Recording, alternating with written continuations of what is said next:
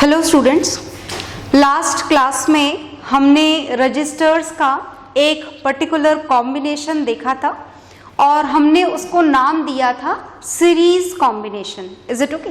Series combination of resistors, right.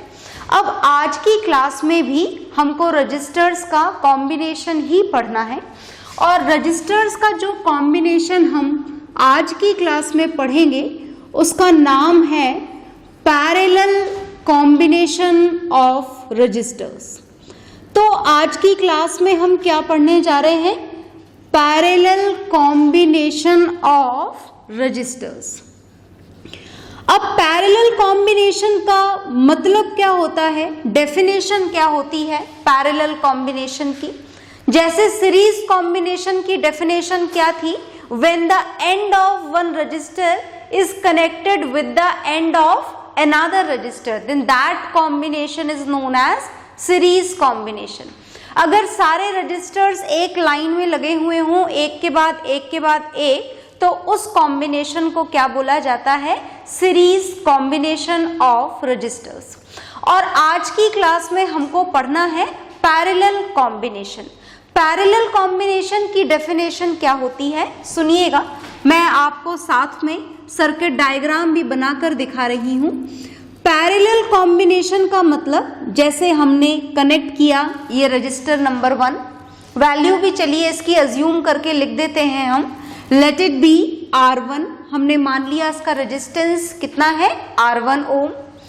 फिर हमने लिया second register and this is second one और इसकी भी वैल्यू हम अज्यूम कर लेते हैं. Let it be R2. फिर हमने लिया थर्ड रजिस्टर, देखिएगा ध्यान से, ये थर्ड रजिस्टर और इसकी भी वैल्यू हमने अज्यूम कर ली. This is R3. और अगर आप ध्यान से इस सर्किट डायग्राम में देखें तो R1, R2 और R3 तीनों के एंड पॉइंट्स इन दोनों पॉइंट से कनेक्टेड है. मतलब end point of all these resistors are connected with the same points, and this is the only definition of parallel combination. When the end points of the registers are connected with the same points, then this combination of registers is known as parallel combination. आ गया समझ में? ठीक है. तो चलिए हम हमारे circuit diagram को कंप्लीट करते हैं और कल की तरह ही हम डेरिवेशन करेंगे जैसा हमने सीरीज कॉम्बिनेशन के लिए किया था. तो हम डेरिवेशन के लिए पहले सर्किट डायग्राम कंप्लीट कर रहे हैं. सर्किट डायग्राम कंप्लीट करने का क्या मतलब है जानिएगा ध्यान से. सर्किट डायग्राम कंप्लीट करने का मतलब है, ये हमने लगाई यहाँ पर बैटरी. बैटरी अगर आप ध्यान से देखें तो this battery consist of 2 cells. 2 cell लगे हुए हैं इसके अंदर, आप 3 भी ले सकते हैं. ठीक है. फिर हमने लगा दिया यहाँ पर ये स्विच. और अभी अगर मैं आपसे पूछूं कि इस सर्किट को आप क्या बोलेंगे तो this is called as open circuit. क्या बोला जाता है सर्किट को? Open circuit. और अगर हम डॉट लगा दें इसका मतलब switch is on, current is flowing, closed switch is present in the circuit, and now in this condition this circuit is known as closed circuit. क्या बोला जाएगा सर्किट को? closed circuit. अब अगर आप करंट की वैल्यू अगर मेजर करना चाहते हैं तो सर्किट में एमीटर कनेक्ट कर देंगे. एमीटर कनेक्ट करने का तरीका मैंने आपको बताया था. एमीटर में ये जो पॉजिटिव पार्ट है this is connected with the positive terminal of the battery and another negative part is connected indirectly with the negative terminal of the battery. Is it okay? हमने जो बैटरी यहाँ पर ली है, मान लें आप कि ये V वोल्ट की बैटरी है, V वोल्टेज सप्लाई कर रही है. वैल्यू उसकी आपको गिवन होगी न्यूमेरिकल में. ओके.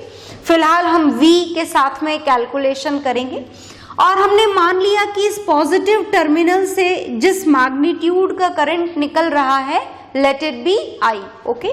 ये I करंट यहाँ से यहाँ जाएगा, यहाँ से यहाँ जाएगा, इधर से इधर टर्न हो जाएगा क्योंकि एयर में तो जा नहीं सकता यहाँ से बाहर निकल के. क्यों नहीं जा सकता? मैं आपको कारण बता दूं कि एयर जो है that is a insulator of electricity. अगर आप एयर का रेजिस्टेंस जानना चाहेंगे तो इट इज ऑलमोस्ट इन्फिनिटी। कितना रेजिस्टेंस होता है एयर का? इन्फिनिटी।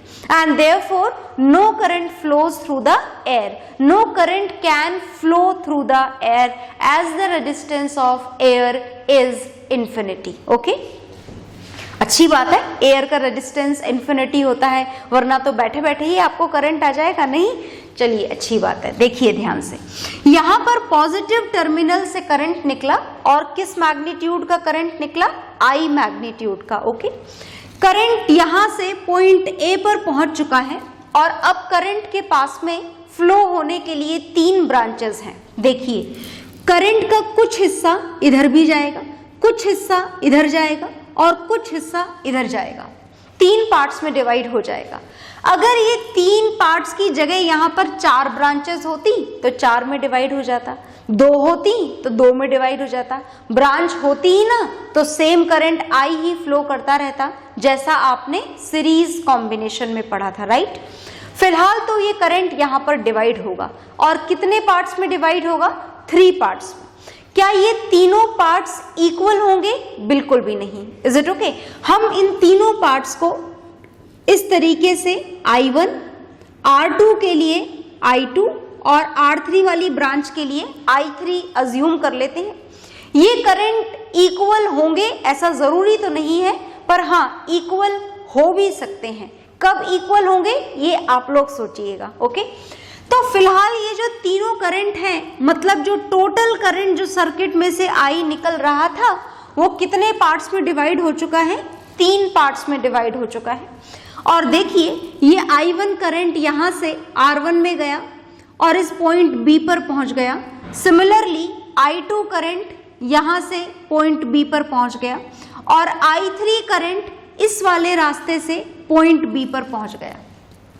मतलब पॉइंट B पर तीनों करंट दोबारा मिल गए हैं। दोबारा मिल गए हैं मतलब यहाँ पर अब जो करंट हमें मिल रहा है this is equal to I। दोबारा से आपको क्या करंट मिल चुका है? I। क्योंकि I करंट 3 हिस्सों में डिवाइड हुआ था और अब तीनों हिस्से जुड़ करके दोबारा से आपको टोटल करंट क्या मिल चुका है? I। Is it okay?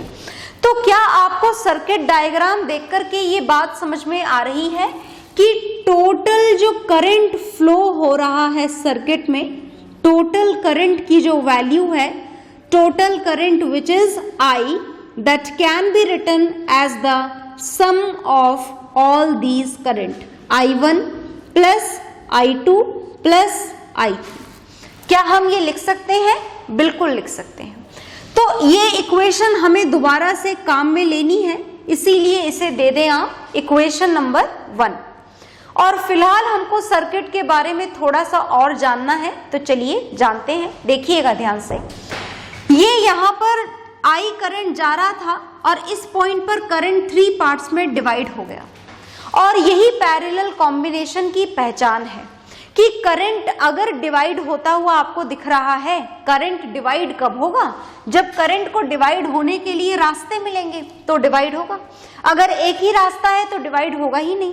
तो अगर करंट डिवाइड हो रहा है तो this is the significance of that the combination which we used there in the circuit is parallel one.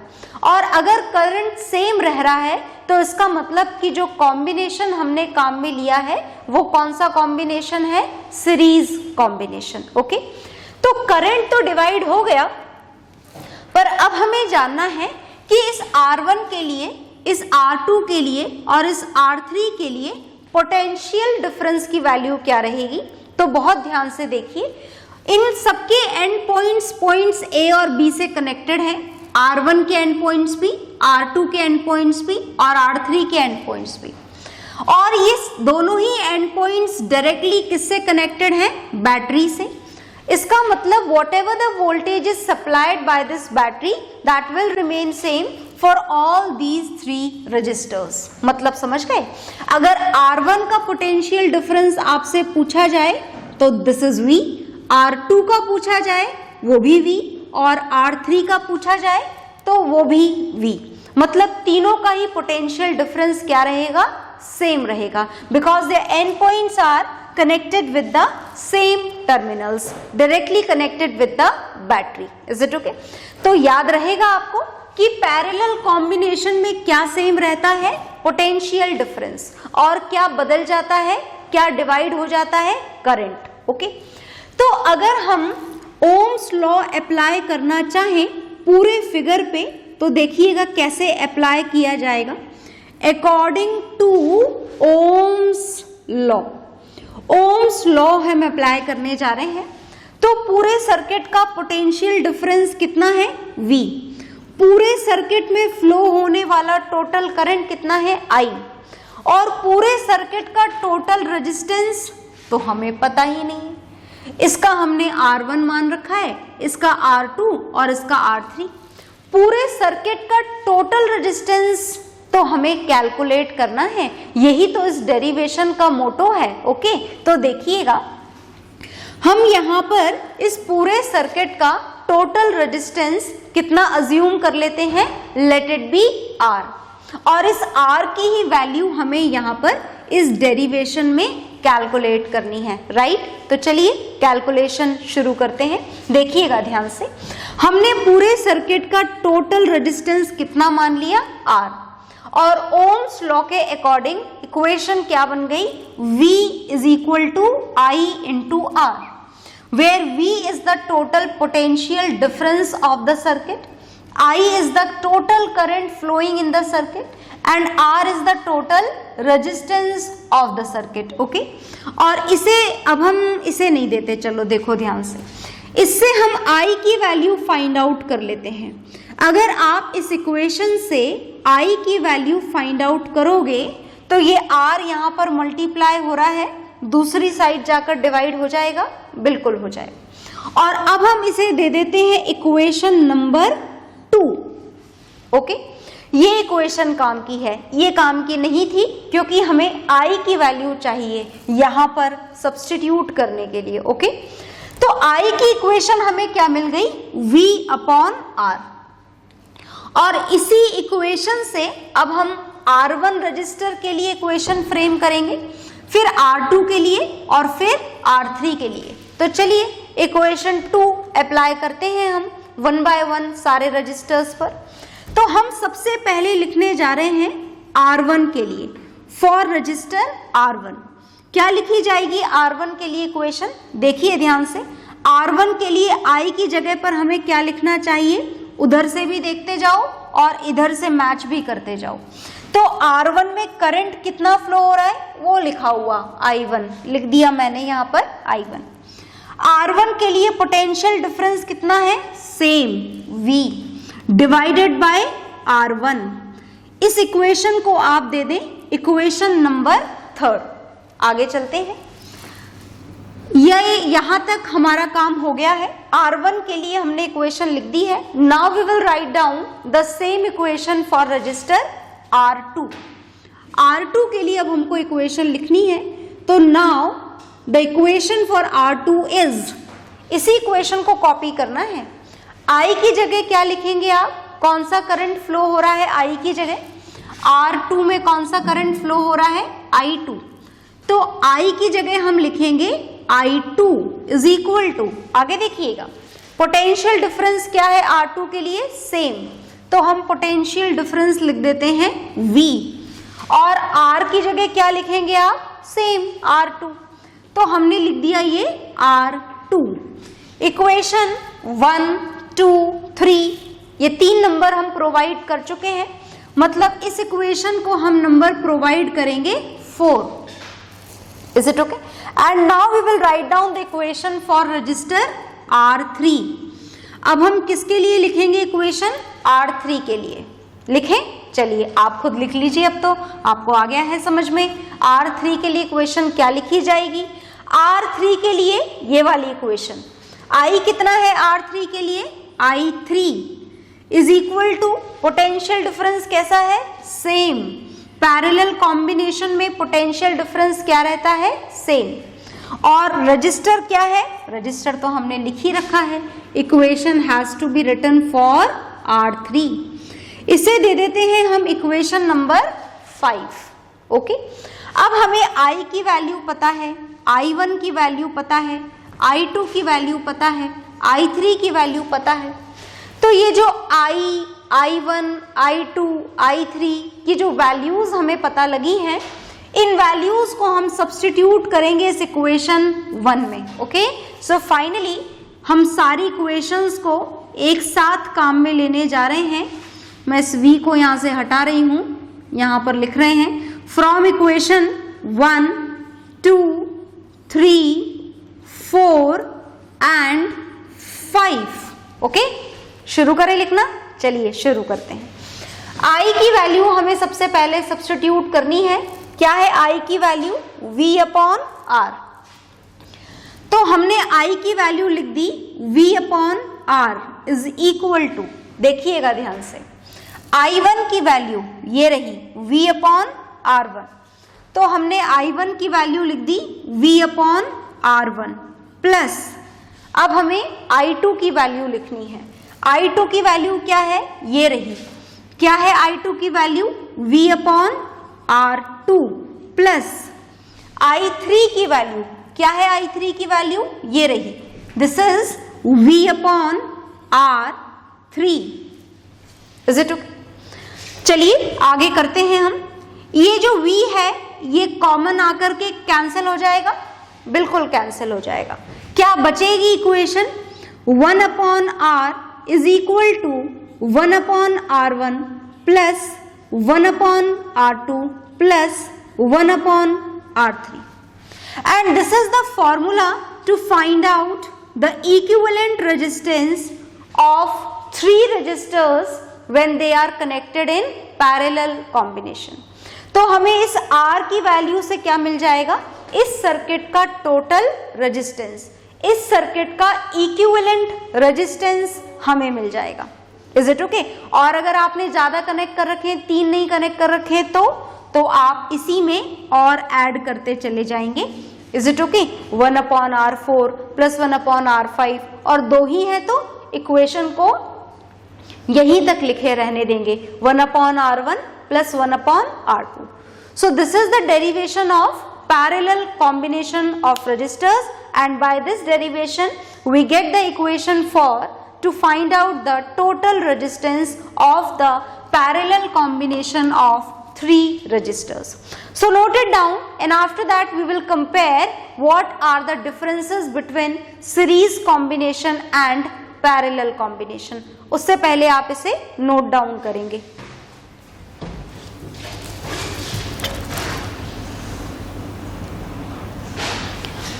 तो आपने नोट डाउन कर लिया होगा, और नहीं किया है तो पॉज करके नोट डाउन करेंगे। अब हम जानना चाहते हैं कि सीरीज कॉम्बिनेशन और पैरेलल कॉम्बिनेशन में क्या डिफरेंस है, रेजिस्टेंस की वैल्यू में कितना डिफरेंस आता है, इस बात को हम जानना चाह रहे हैं। तो चलिए हम कंपैरिजन करके देखते हैं थोड़ा सा, तो हमें पता लगेगा कि आखिर कौन सा कॉम्बिनेशन हमें ज़्यादा रेजिस्टेंस प्रोवाइड करेगा और कौन सा कॉम्बिनेशन हमें रेजिस्टेंस की वैल्यू कम करके प्रोवाइड करेगा। तो हम कंपैरिजन करना चाहते हैं between these two combination which we did here, series combination and parallel combination. Okay, तो चलिए हम शुरू करते हैं कंपैरिजन। देखिएगा आप कंपैरिजन कैसे किया जाता है। जैसे मानिए कि हमारे पास में ये 3 रजिस्टर्स हैं, first resistor, second resistor and third resistor. मैं यहाँ पर बैटरी भी लगा रही हूँ, positive terminal, negative, and this is switch, and these are the 3 resistors R1। मान लें आप इसकी value, this is 10 ohm, another resistor of the same resistance 10 ohm, another R3, this is also 10 ohm। ये हमेशा बराबर हो ऐसा बिल्कुल भी जरूरी नहीं है, ये मैंने आपको सिर्फ कंपैरिजन करने के लिए बताया है, ठीक है। And now these same 3 resistors are connected in the parallel combination। कौन से कॉम्बिनेशन में अब हमने इनको कनेक्ट करा है? पैरेलल कॉम्बिनेशन में कनेक्ट करा है with a battery and a switch. The resistors are same 10 ohm, next is 10 ohm and next is 10 ohm. All registers are same. Okay? चलिए, तो मुझे बताने की जरूरत है या आप पहचान गए हैं कि ये वाला जो कॉम्बिनेशन है रजिस्टर्स का, दिस इज सीरीज कॉम्बिनेशन, और ये जो दूसरा कॉम्बिनेशन हमने यहां पर लिया है, दिस इज पैरेलल कॉम्बिनेशन. अब अगर मैं आपसे बोलूं कि calculate the total resistance in this case, तो आपको उसके लिए फॉर्मूला याद होना चाहिए. बहुत ही सिंपल सा फॉर्मूला है सीरीज कॉम्बिनेशन का, तो ज्यादा ही सिंपल है थोड़ा. This is R1 plus R2 plus R3 and accordingly the resistance is 10 ohm plus 10 ohm plus 10 ohm and the total resistance of the circuit is 30 ohm. Okay, and now we'll find out this for this parallel combination. तो चलिए find out करते हैं. Parallel combination में भी total resistance find out करने के लिए आपको फॉर्मूला पता होना चाहिए. तो फॉर्मूला पता है आपको? बिल्कुल, हमने अभी अभी डिराइव करा है. 1/R is equal to 1/R1 plus 1/R2 plus 1/R3. Okay, now total resistance is equal to 1/10 plus 1/10 plus 1/10. Total resistance is equal to 10 10 10. LCM आता है ना आपको लेना, कितना आ जाएगा? 10. If the numbers are same तो आपको प्रॉब्लम ही नहीं है, एलसीएम निकालने की जरूरत ही नहीं है. यहां आएगा 1 plus 1 plus 1 is equal to 1/R की वैल्यू हमें मिली 3/10. अब एक कॉमन मिस्टेक जो सारे बच्चे करते हैं, हो सकता है आप भी कर दें, मैं बता रही हूं, मत करिएगा. कॉमन मिस्टेक ये है कि हम 1/R की वैल्यू निकाली 3/10 और हम उठाकर सीधे लिख देते हैं R इज इक्वल टू 3/10. ऐसा मत करिएगा. ओके, तो ये गलती आपको यहाँ पर नहीं करनी है. अगर आपको टोटल रेजिस्टेंस निकालना है तो आपने ये रेजिस्टेंस का रेसिप्रोकल निकाला है. रेजिस्टेंस की वैल्यू के लिए आपको दोनों साइड रेसिप्रोकल करना होगा. इधर आपने रेसिप्रोकल कर दिया, उधर भी कर दें 10/3, और जब आप इसे डिवाइड करेंगे तो आपको टोटल रेजिस्टेंस मिलेगा 3.33 ओम. Is it okay? आ गई बात समझ में? तो मतलब आपको समझ में आया कि सेम रेजिस्टेंसेस को जब सीरीज कॉम्बिनेशन में कनेक्ट किया गया तो सर्किट का टोटल रेजिस्टेंस था 30 ओम, और उन्हीं रेजिस्टर्स को जब आपने पैरेलल कॉम्बिनेशन में कनेक्ट करा तो जो टोटल रेजिस्टेंस हमें मिल रहा था, दिस इज 3.33 ओम. आ गई बात समझ में? मतलब पैरेलल कॉम्बिनेशन में हमारे रेजिस्टेंस की वैल्यू क्या हो जाती है? डिक्रीज हो जाती है. सीरीज कॉम्बिनेशन में क्या हो जाती है? इंक्रीज हो जाती है. तो आप इसे नोट डाउन करेंगे, वीडियो को पॉज करके नोट डाउन करेंगे, और सीरीज कॉम्बिनेशन और पैरेलल कॉम्बिनेशन के कुछ और क्वेश्चंस हम लोग करेंगे नेक्स्ट क्लास में. ओके, सो बाय एवरीवन.